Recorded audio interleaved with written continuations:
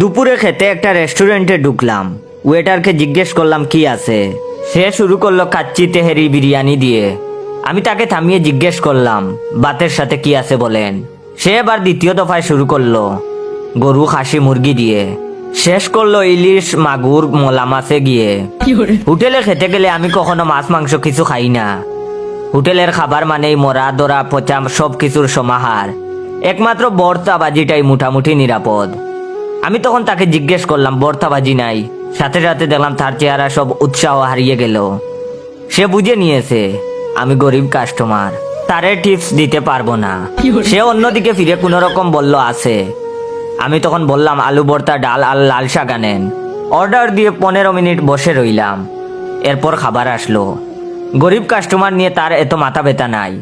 এর মধ্যে একবার আরেকটা আলু ভর্তা আনার জন্য ডাকতে লাগলাম, তার খবরই নাই। মনে হয় কাছে গিয়ে রিকোয়েস্ট করতে হবে, এরপর মর্জি হলে আনবে।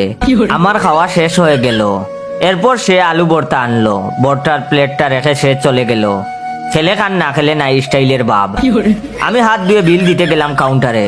অন্য কাস্টমারের বেলায় সে সাথে এসে কাউন্টারে বিল বলে দিচ্ছে আর কাস্টমারের পেছনে দাঁড়িয়ে থাকছে। কাস্টমার পেছনে ঘুরেই তাকে দেখে টিপস দিচ্ছে।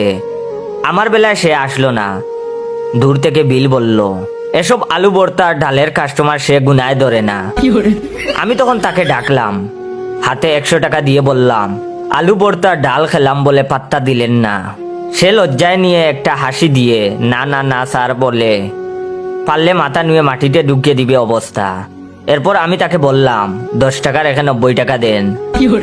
তার মুখের মানচিত্র আবার বদলে গেল। তখন আমি মনে মনে বললাম আমারে তুই আলু ভর্তা দিতে গিয়ে ঘুরাইলি, আমি তোর ইমোশন নিয়ে খেললাম। হিসাব কাটাকাটি।